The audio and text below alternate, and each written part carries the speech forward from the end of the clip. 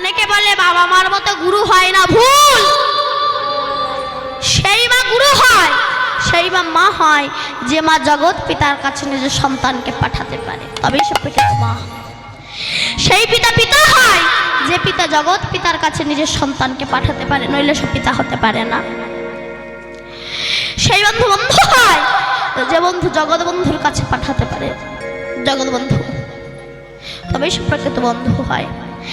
সেই স্বামী স্বামী হয় যে স্বামী জগৎ স্বামীর কাছে পাঠাতে পারে, তবে তারে স্বামী বলে, নইলে তারে আসামি বলা হয়। রাবণের পুত্র মেঘনাদ লক্ষণের বুকে বাণ মারলো, বাণটার নাম কি ছিল বলো? শক্তিশাল বাণ।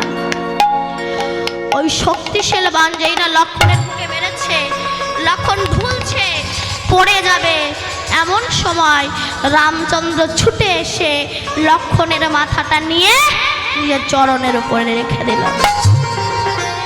আর কোথাও জায়গা ছিল না, চরণের উপরে রাখলো কেন, কি বুঝলে? এবার চরণের উপরে রেখে দিল।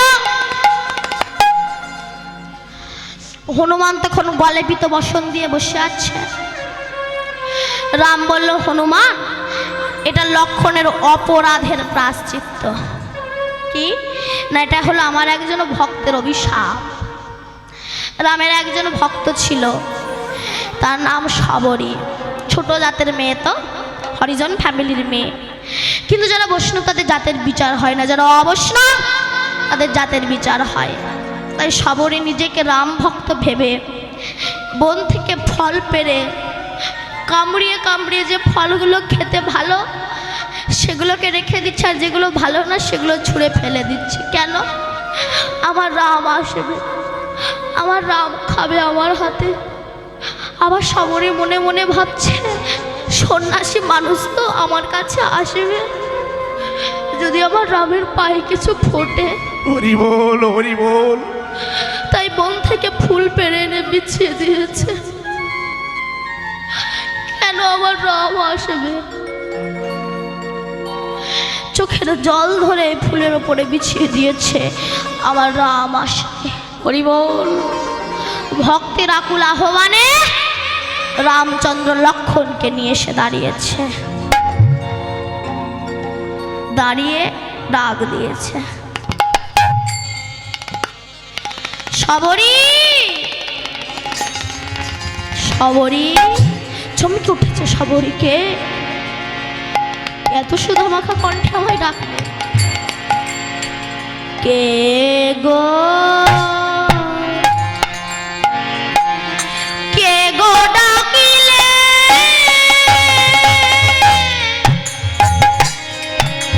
শবরী শবরী বলে, কে গো ডাকিলে, দয়াল কে গো,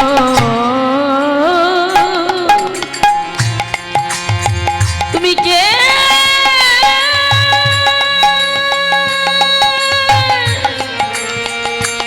ও গো দয়া,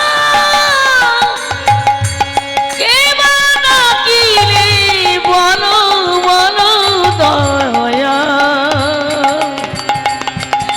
তুমি কে গো, এমন দয়া। কে? আমি রাম। এসেছো দয়াময়, তুমি এসেছো? এতদিন পরেই হতভাগিনীর কথা তোমার মনে পড়েছে। এসে এসো, বসো প্রভু, তোমায় কি খেতে দিই বলো তো? রাম বলে, কেন শবরী? আনো সেই ভক্তি মেশানো ফলের থারি, আমি গ্রহণ করি। শবরী ঢেলে নয়ন বাড়ি, আনলো ফলের থারি, হে রাম দয়াময় গ্রহণ করো। এইবার যেইটা রামচন্দ্র খেতে দেবে অমনি লক্ষণ ছুটে গিয়ে বলল, দাদা, ছোট জাতের মেয়ে এটো করে ফল রেখে দিচ্ছে, তাই তুমি খাচ্ছ? এই বলে ফলটাকে নিয়ে ছুঁড়ে ফেলে, যেই না ছুঁড়ে ফেলে দিল, বলুন তো, হিংস্র বন্য জন্তুর সঙ্গে যুদ্ধ করে যে ফল তুলে এনেছে আমার রাম খাবে, আর সেই ফল যদি কেউ ফেলে দেয় তবে ভক্তের মনে কতটা ব্যথা লাগে। হরিমা। শবরী বলল, লক্ষণ, আমি ছোট জাতের মেয়ে বলে তুমি আমাকে এইভাবে অপমান করলে?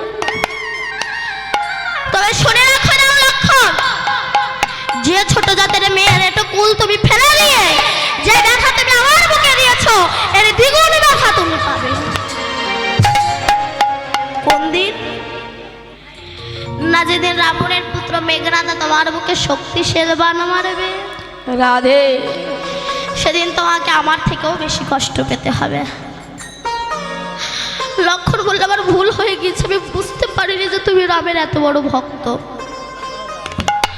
আমি উদ্ধার হব কবে? না যে ছোট জাতের মেয়ের একটু ফল ফেলে দিয়েছো, ওই ফল গন্ধমাদল পর্বতে গিয়ে বিশল্যকরণের জড়িপুটিতে পরিণত হয়েছে। যতক্ষণ না ওই বিশল্যকরণের জড়িপুটি না এনে তোমাকে না বেটে খাওয়াবে, তুমি প্রাণে বাঁচবে না। তাই হনুমান বলছে তাহলে তো আমি তো আনতে পারি। এবার বিশল্যকরণী জড়িপুটি আনতে গিয়েছি গন্ধমাদল পর্বতে, কিন্তু কোনটা বিশল্যকরণী জড়িপুটি চিনতে পারিনি। গোটা পর্বতটাকে হাতে করে নিয়ে যখন অযোধ্যার পাহাড়ের উপর দিয়ে আসছে, সে সময় ভরত একটা ছেলে। অনেকে বলে বাবা মার মতো গুরু হয় না, ভুল। সেই মা গুরু হয়, সেই মা হয় যে মা জগৎ পিতার কাছে নিজের সন্তানকে পাঠাতে পারে, তবেই সে প্রকৃত মা।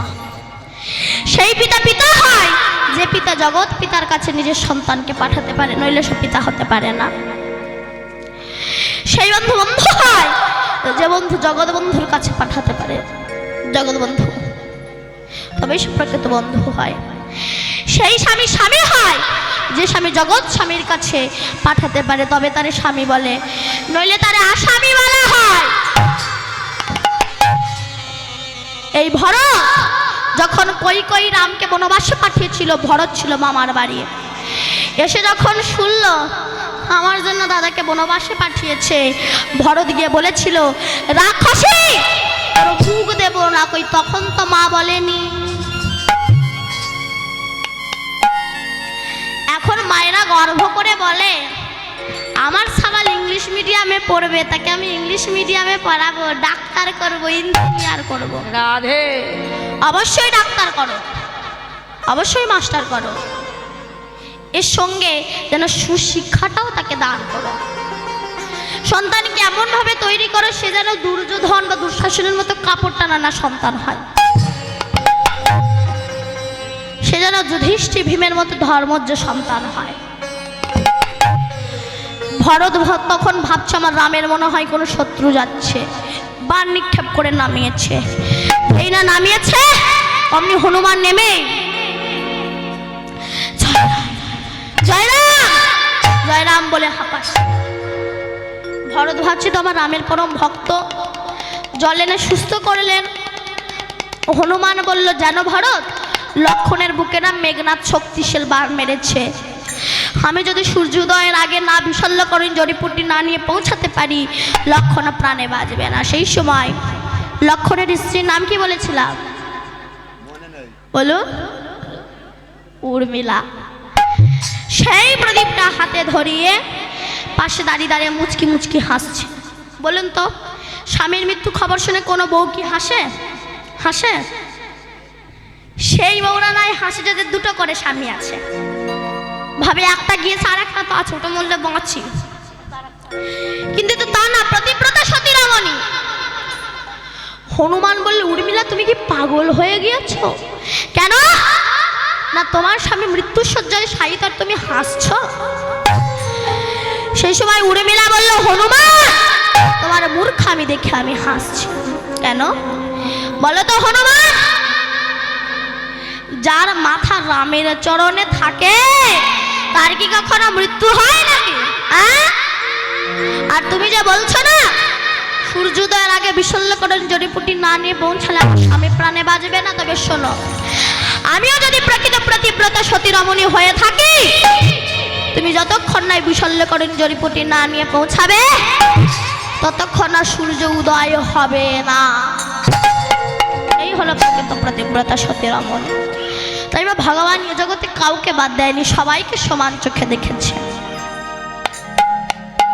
তা সেই গৌর হরি নাম গাইতে গাইতে যাচ্ছে, আর বিষ্ণুপ্রিয়া গৌর দেখে সে কাঞ্চনার কাছে যখন বলছে যে গৌর হরির সঙ্গে কোনো কিছুর তুলনা হয় না, কাঞ্চনা বলছে কেন তুলনা হয় না বুঝি? না হয় না। আরে শোন কাঞ্চনা, তোর মতো অনেকেই বলেছিল আমার গৌর রূপের কাছে রূপের তুলনা করতে গিয়ে হার মেনেছে, আকাশের চাঁদ সেও হার মেনেছে। ভগবানকে গৌর হরিকে দেখে তখন চন্দ্র মনে মনে ভাবছে আমার আর গৌর হরির রূপ আকাশ আর পাতালের মধ্যে তফাৎ।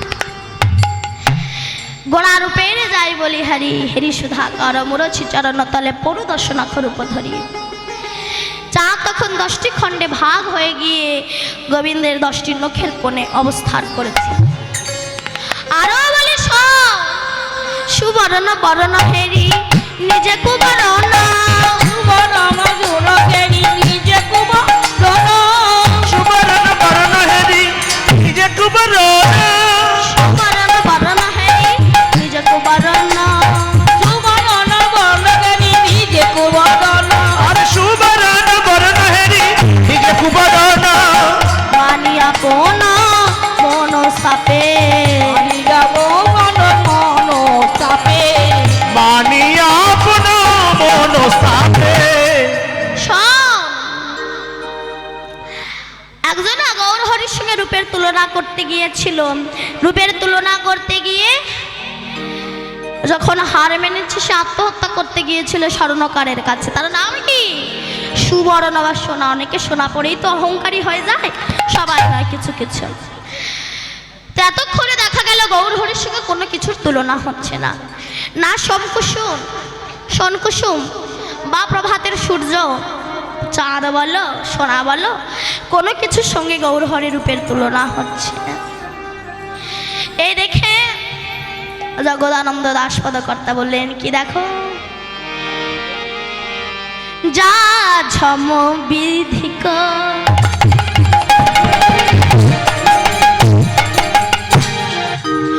অধিক নাহি অনুভবী,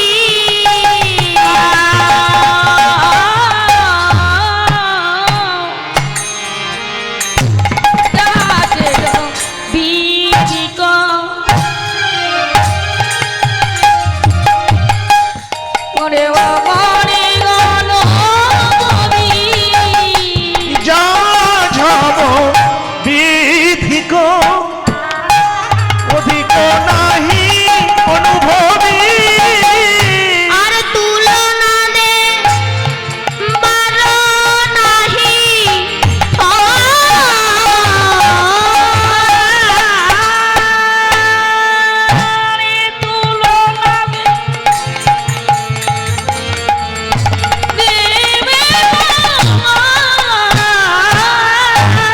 তুলনা দে কারো নাহি হো।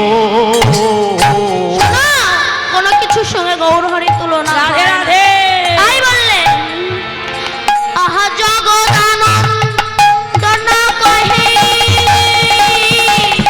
প্রভু তুলনা কহো, আরে জগদানন্দনে কহো,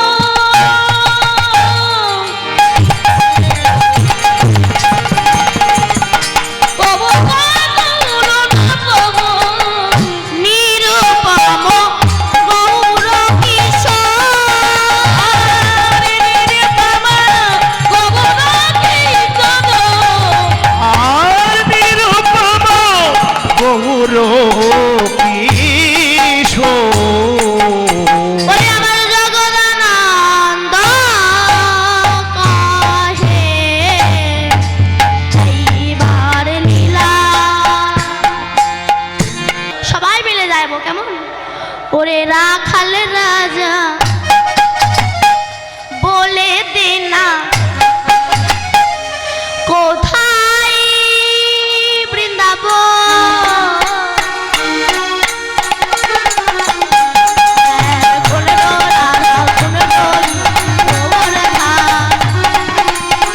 তলে রাজা হে বলি দিনা, রাখলে রাজা বলি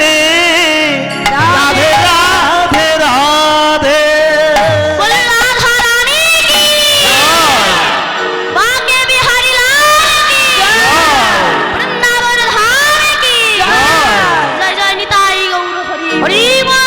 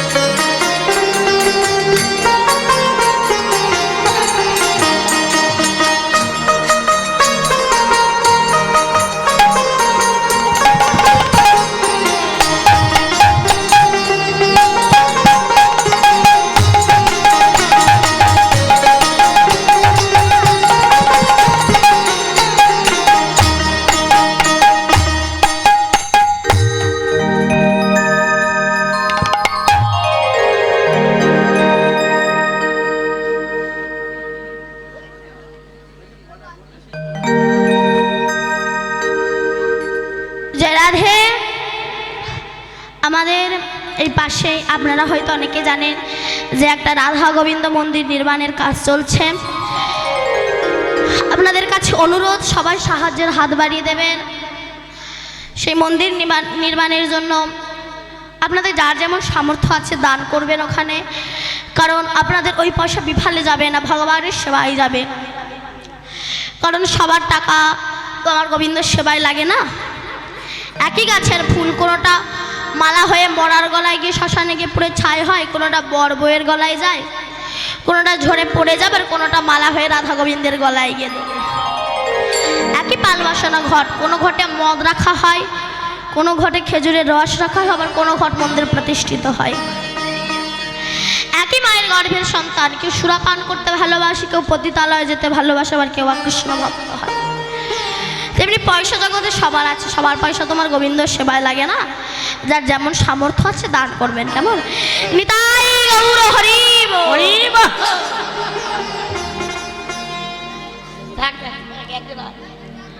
পৌঁছে গেলাম আমরা মধুময় শ্রীধাম বৃন্দাবন ধামে। আজ মধুময় শ্রীধাম বৃন্দাবন ধামে যে লীলা আস্বাদন করার জন্য, যে লীলার আস্বাদন আমরা করতে সবাই একত্রিত হয়েছি, আপনারা এসেছেন। আস্তে, কেউ কথা বলবেন না, আর কিন্তু আর বেশিক্ষণ কিন্তু সময় নাই। এরপরে রাসলীলা হবে, তো আমি কিছুক্ষণ বলি, আর বেশিক্ষণ গাইবো না। কিন্তু চলে গেলে আর পাবেন না, পাশের মানুষকে অনেকবার পাবেন, কিন্তু আমাকে আর পাবেন না। তো চলে গেলে আমি আপনাদের সঙ্গে কি আর আমার দেখা হবে? তা একটু মন দিয়ে শুনুন। আমি প্রথমেই বলেছিলাম যে লীলা আস্বাদন করতে আমরা ব্রতী হয়েছি, লীলাটির নাম কি বলো? শ্রী গোবিন্দের রূপ বর্ণনা। অতএব যে লীলা আমরা আস্বাদন করব, এই লীলাটির নাম হলো আমার শ্রী গোবিন্দের রূপ বর্ণনা লীলা। নিতাই গৌর হরি বল। হরি বাহ। এতক্ষণ আমরা গৌরচন্দ্রিকার মধ্য দিয়ে কিভাবে বিষ্ণুপ্রিয়া কাঞ্চনার কাছে গৌররূপের কথা বলেছে জেনেছি। এইবার জানবো রাধারানী কিভাবে সখীদেরকে ডেকে কৃষ্ণ রূপের বর্ণনা করছে।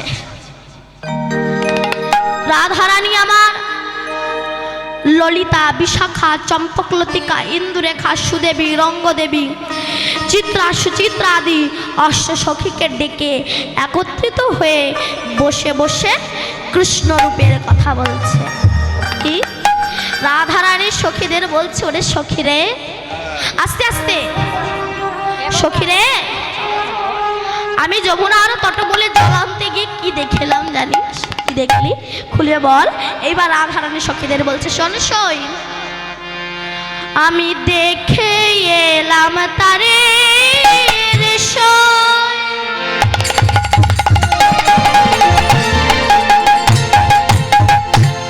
দেখে এলাম তারে,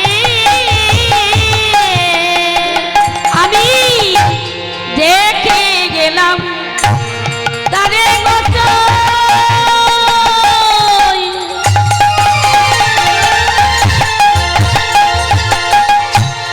দেখে গেলাম তারে, আমি দেখে এলাম তারে রসই,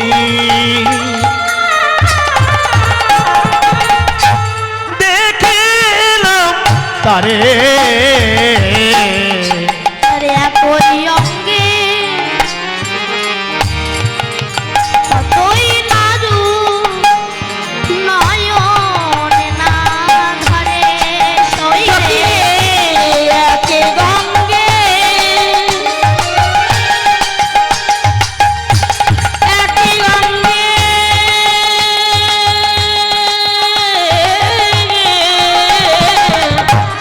একই গঙ্গে কত নারু নয়নে না ধরে, আর একই অঙ্গে কতই নাজুক নয়নে না ধরে, একই অঙ্গে কতই নারু নয়নে না ধরে, একই গঙ্গে কত নারু নয়নে না ধরে, আর একই অঙ্গে কতই নাজুক নয়নে না ধরে।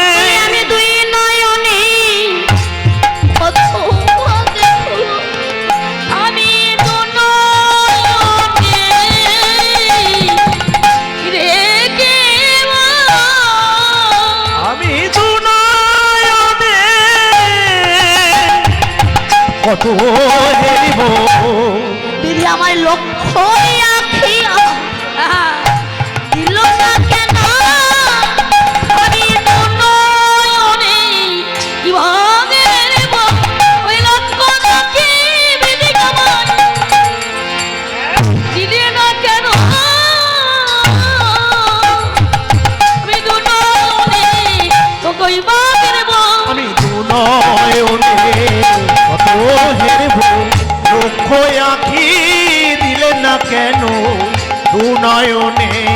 কত হেরবো সই আমি এমন রূপের মানুষকে দেখে এলাম, তাকে দেখে এসে আমার মনে হচ্ছে কেন আমার লক্ষ্য আঁখি পেলাম না, কেন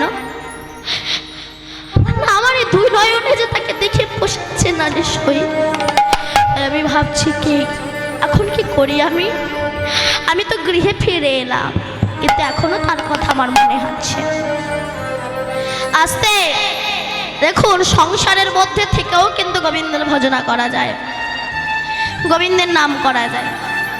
যেমন ঢেকি, ঢেকি চেনো মা? ঢেকি চেনো? কি করে? ইট ভাঙে।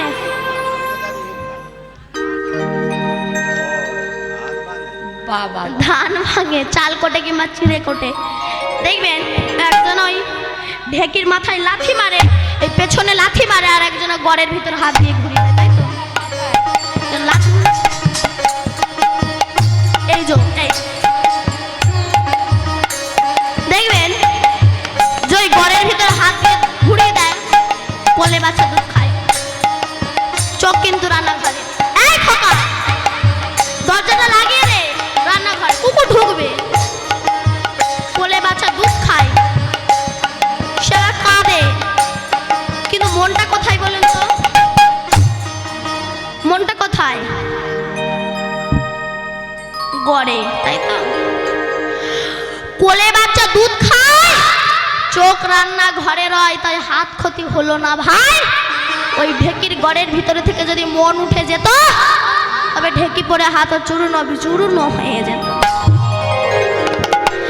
তেমনি সংসার করো, স্বামী সেবা করো, পুত্র প্রতিপালন করো, মনটা গোবিন্দ চরণে দিয়ে দাও।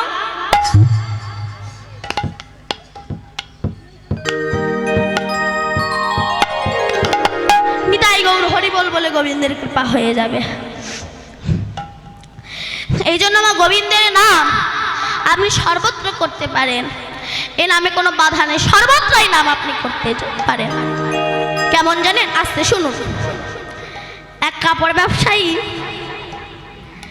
গুরুদেবের কাছে দীক্ষা নিয়েছে। তা গুরুদেব বলছে, বাবা মনুষ্য কুলে যখন জন্মগ্রহণ করেছ, একেবারে শিয়াল কুকুরের মতো পৃথিবী থেকে চলে যেও না, অন্তত যেও একটু হরি ভজন করো। তা সে বলছে, গুরুদেব আপনি তো জানেন আমার একটা কাপড়ের দোকান আছে, হরিনাম করার সময় পাই না। তখন বলছে, কেন সকালবেলা উঠে করবে?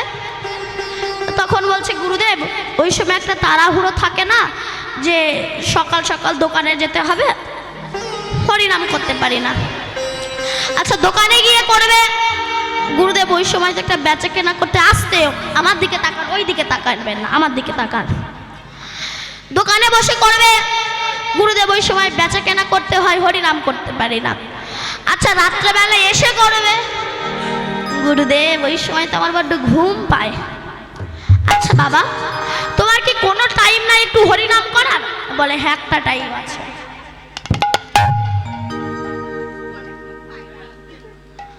কখন না? যখন পায়খানায় যায়, ওই একটা টাইম আছে। হেসো না, সব জায়গায় গোবিন্দের নাম করা যায়।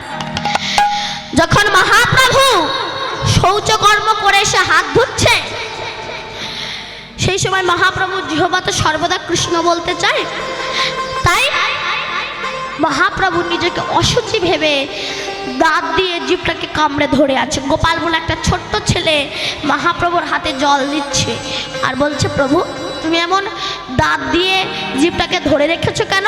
প্রভু বলছে, গোপাল তুমি তো জানো আমার জিহ্বা সর্বদা কৃষ্ণ বলতে চায়, কিন্তু আমি যে এখন অশুচি অবস্থায়। গোপাল বলল, প্রভু তাহলে অশুচি অবস্থায় বুঝে গোবিন্দের নাম করা যায় না? বলল না, করা যায় না। তখন গোপাল বলেছিল, প্রভু তাহলে কেউ যদি অশুচি অবস্থায় মারা যায়, তোমার নাম যদি সে না করতে পারে, তবে তো তোমার কৃপা হবে না, তবে সে কি তোমার কৃপা থেকে বঞ্চিত হবে? তখন মহাপ্রভু গোপালকে জড়িয়ে ধরে বলেছিল, গোপাল রে আজ থেকে তুই হচ্ছিস আমার গুরু। এই জন্য হরিনাম সব সময় করা যায়। আজ তো মায়েরা শুনুন, বলে ঠিক আছে বাবা তুমি পায়খানা ঘরে বসেই হরিনাম করবে। ও প্রতিদিন পায়খানায় যায়, বসে আর হরি নাম করে কি রাম নারায়ণ রাম রাম নারায়ণ নাম রাম নারায়ণ রাম রাম নারায়ণ রাম রাম নারায়ণ নাম রাম নারায়ণ রাম রাম নারায়ণ রাম নারায়ণ রাম নারায়ণ রাম নারায়ণ রাম নারায়ণ রাম নারায়ণ রাম নারায়ণ রাম নারায়ণ রাম। সেই পথ দিয়ে হনুমান যাচ্ছিল। সে বলছে আমি তো কাউকে দেখতে পাচ্ছি না, তাহলে আমার প্রভুর নাম করছেটাকে? আর ও দিক থেকে বালতি বাজাতে বাজাতে গানটা গাইতে গাইতে আসছে রঘুপতি রাঘব রঘুপতি রাঘব রঘুপতি রাঘব রাম। রঘুপতি রাঘব রঘুপতি রাঘব রঘুপতি রাঘব রঘুপতি রাঘব রঘুপতি রাঘব রঘুপতি রাঘব রাম। ও হনুমান গিয়ে বলে শয়তান, আমার প্রভুর নাম তুই পায়খানা ঘরে বসে করছিস। এই বলে ছুটে গিয়ে এমন চড়মারা মেরেছে দাদা রে, যেন তবলা ভাঙা চর। আর বালতি 10 হাত দূরে গিয়ে পড়েছে। শয়তান, আমার প্রভুর নাম তুই পায়খানা ঘরে বসে করিস। এইবার এই কথাটা নালি জানাতে গিয়েছে প্রভু রামের কাছে। যেই না রামের কাছে গিয়েছে, দেখছে রামের ডান সাইডটা ফুলে এমন আপেলের মতো হয়ে গিয়েছে। রামচন্দ্র গালে হাত বোলাচ্ছে। হনুমান গিয়ে বলে প্রভু তোমার ডান সাইডটা এমন আপেল হয়ে গেল কেন? তখন হনুমান বলছে, এই রামচন্দ্র বলছে শোনো হনুমান, ওই একটু আগে যাকে চড় মারলে ওই চড়টা না ওর গালে লাগেনি, লেগেছে আমার গালে। কেন প্রভু? মারলাম ওকে, আর লাগলো তোমার গালে কেন? তখন হনুমান রামচন্দ্র বলছে শোনো হনুমান, যে যখনই নাম করুক না কেন, নাম চলাকালীন তার দেহ আর আমার দেহ এক হয়ে যায়। তুমি নাম চলাকালীন তার গালে চড় মেরেছো, সেই ব্যথাটা কি তার গালে লাগতে পারে? দেখো, তাই সেই ব্যথা আমার গালে এসে লেগেছে। তাই নাম আপনি সর্বদা করতে পারেন। এইবার রাধারানী আস্তে আস্তে, রাধারানী কৃষ্ণ, বাবা রে তোরা সে প্রথম থেকে কথা বলে যাচ্ছিস, আমি জানি তোদের একটু গল্প করার এখন ইচ্ছা হচ্ছে, কিন্তু তোরা যদি গল্প করিস আমার বলতে অসুবিধা হচ্ছে। জয় রাধে। এদের কীর্তন করে হবে না। জয় রাধে। এইবার রাধারানী বলছে শোন সই, ও মায়েরা আপনারা অন্তত একটু মন দিয়ে শুনুন। রাধারানী বলছে শোন সই, কি দেখলাম জানি? সখীরা বলছে কি দেখেছিস তা খুলে বল। এইবার রাধারানী একে একে কৃষ্ণ রূপের কথা বলছে। শোন সই, বেঁধেছে বিনোদ চোরা নবগুঞ্জা দিয়া, বেঁধেছে বিনোদ চূড়া নবকুঞ্জ দিয়া, দেখেছে বিনোদ চূড়া নবকুঞ্জা দিয়া, বেঁধেছে বিনোদ চূড়া নবগুঞ্জা দিয়া, বেঁধেছে বিনোদ চূড়া নবকুঞ্জ দিয়া, দেখেছে বিনোদ চূড়া নবকুঞ্জা দিয়া, তার উপরে ময়ূর পাখা বামে হেলাইয়া, তার উপরে ময়ূর পাখা কবে গেলাইয়া, তার উপরে ময়ূর পাখা ভাবে হেলাইয়া, তার উপরে ময়ূর পাখা বামে হেলাইয়া, তার উপরে ময়ূরের পাখা কবে গেলাইয়া, তার উপরে ময়ূর পাখা ভাবে হেলাইয়া, চূড়া কেন বামে হেলে, চূড়া কেন বামে গেলে, চূড়া কেন বামে হেলে, কোন মূরতির চূড়া, চূড়া কেন বামে হেলে, আমো মাথার চূড়া, চূড়া কেন বামে গেলে, মোহন মধুর চূড়া, চূড়া কেন বামে হেলে, শ্রী গোবিন্দের মাথার চূড়া, চূড়া কেন বামে হেলে, শ্রী গোবিন্দের মাথার চূড়া, চূড়া কেন বামে গেলে, শ্রী গোবিন্দের মাথার চূড়া, চূড়া কেন বামে হেলে। শোনো এইবার রাধারানী বলছে সই আমি দেখলাম বেঁধেছে বিনোদ চূড়া নবগুঞ্জা দিয়া, মাথায় এত সুন্দর করে চূড়া বেঁধেছে রে সই, এত সুন্দর লাগছে, তার উপরে আবার বামে হেলানো আছে কি বলুন ময়ূরপুচ্ছ, এত সুন্দর শোভা দেখতে লাগছে রে সই, তোদের কাছে আর কি খুলে বলবো জানেন, এই গোবিন্দের এই মাথার চূড়া আর এই গোবিন্দের পায়ের নুপুর, এই দুজনের একদিন দ্বন্দ্ব হয়েছিল। চূড়া বলছে আমি শ্রেষ্ঠ, নুপুর বলছে আমি শ্রেষ্ঠ। চূড়া বলছে শোন নুপুর, তুই তো চরণে থাকিস আর আমি তো গোবিন্দের মাথার উপরে থাকি, তুই ব্রজে যাস তোর গায়ে কত ধুলো লাগে, আর আমি গোবিন্দের মাথার উপরে থাকি, আমার মতো আমি হচ্ছি বড়, আমি হচ্ছি শ্রেষ্ঠ। তখন নুপুর বলছে চূড়া অহংকার করিস নাকি, শোন কেউ কি গোবিন্দের মাথা চাই, কেউ কি মাথা চাও মা, চাও না, সবাই কি চাও, চরণ চাও।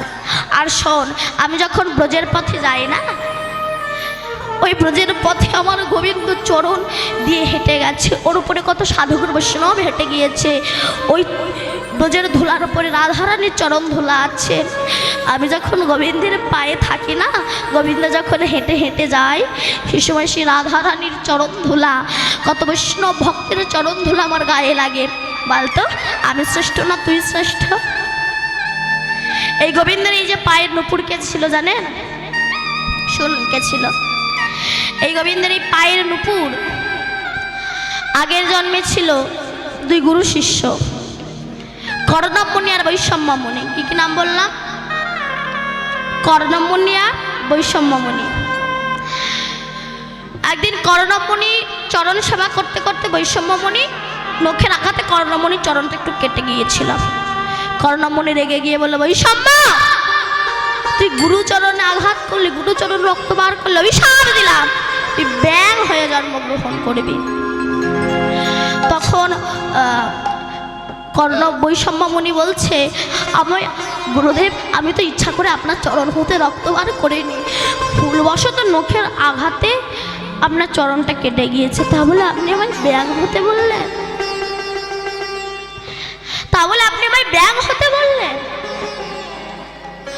তখন কর্ণমুনি বলছে অভিশাপ যখন দিচ্ছে আশীর্বাদও দিচ্ছি, কি না তুমি রামের কৃপা হবে কোন দিন না, যখন রামচন্দ্র সীতাকে হারিয়ে হাসিতা হাসিতা বলে কাঁদতে কাঁদতে নিজের তীরটা মাটিতে পুঁতে রেখে সরজ নদীতে স্নান করতে গিয়েছে, স্নান করে উঠে এসে যেই না তীর তুলেছে দেখছে রক্ত ঝরঝর করে পড়ছে, একটা ব্যাগ বিধে আছে। তখন রামচন্দ্র বলছে ব্যাং সাপে যখন তোমায় ধরে তুমি আমায় ডেকে বলো হে রাম রক্ষা করো, আর আজ আমি তোমায় মারলাম তুমি কিছু বলছো না। তখন ব্যাং বলছে প্রভু সাপে যখন আমায় ধরে তোমায় ডেকে বলি হে রাম রক্ষা করো, আর যাকে ডেকে বলি রক্ষা করো সেই রক্ষা কর্তাই যদি আমাকে মারে আমি কাকে ডাকবো বলো। হরি বল হরি বল। রামচন্দ্র বলেছিল ব্যাং কিছু চাও আমার কাছে, ব্যাং বলল প্রভু যদি দিতে হয় আমাকে আমার গুরুদেবকে তোমার চরণের নুপুর করে রেখে দাও, আমি শিষ্য আমি হব ছোট নুপুর আর আমার গুরুদেব উনি হবে বড় নুপুর। এই জন্য গোবিন্দের এই চরণের একটা নুপুর ছোট একটা নুপুর বড়। আচ্ছা আর কি দেখলি, রাধারানী বলছে সই আর কি দেখলাম জানিস কি, কালিয়া বরণ খানি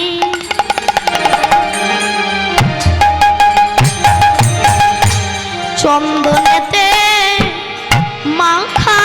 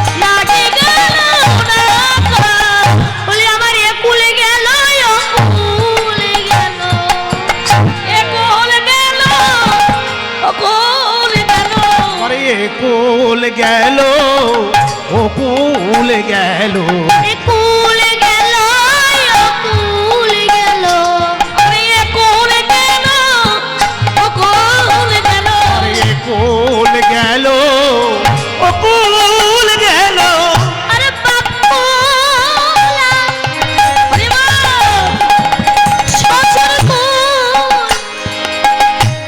এ কুল ও কুল গেল কুল গেল এ কুল গেল ও কুল গেল কুল গেল ও কুল গেল বাপ কুল গেল শ্বশুর কুল গেল বাপু কুল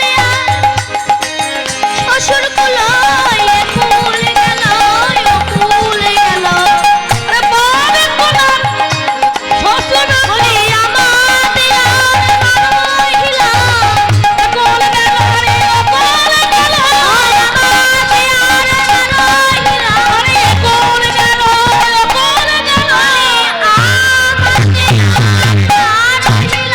আমি গারে তো মাকে আরে করি নাই কাকি আজকে এ কুল গেল ও কুল গেল শৈব এতদিন আমি জানতাম আমার বন্ধুর অঙ্গকান্তি কালো, তাই তো? কালো তো? গোবিন্দ অঙ্গকান্তি কেমন? কালো তো? এতদিন জানতাম কালো কৃষ্ণ, কিন্তু আজ যখন আমি যমুনার তটকুলে জল আনতে গেলাম দেখলাম শ্বেত কৃষ্ণ মানে সাদা কৃষ্ণ দাঁড়িয়ে আছে। কথাটা শুনে সখীরা হাসছে। রাই, যা বলেছিস বলেছিস, আমাদের কাছে বলেছিস, তবে আর যেন কারুর কাছে বলিস না। কেন না? পুরাণ শাস্ত্র অনুযায়ী তোর বধুর অঙ্গকান্তি কি কালো, তাই তো? আর তুই বলছিস সাদা। রাধারানী বলছে সই, তারা তো আমার বধুকে না দেখে অনেক বছর আগে লিখেছে, কিন্তু আমি যে সবে মাত্র দেখে এসে আমার বধুর রূপের কথা বলছি, নিজের নয়ন ভরে দেখে এসেছি। আসলে কি হয়েছে জানিস? শোন, মোহনম রলি হাতে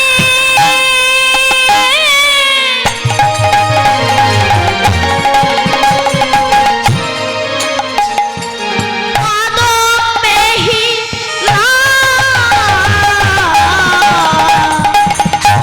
মগনম মগনম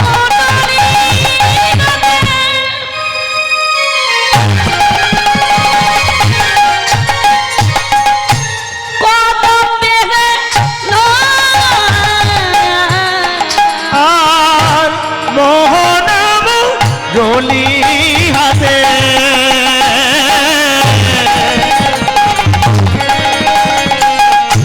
কদমে আর দেখিয়া শ্যামরূপ হইলে বচেত দেখিয়া যেমন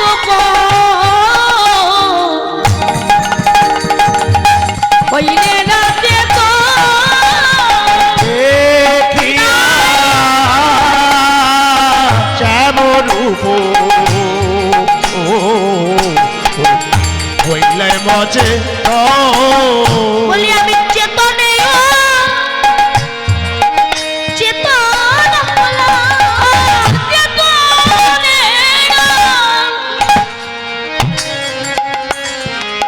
যে তোরে করলাম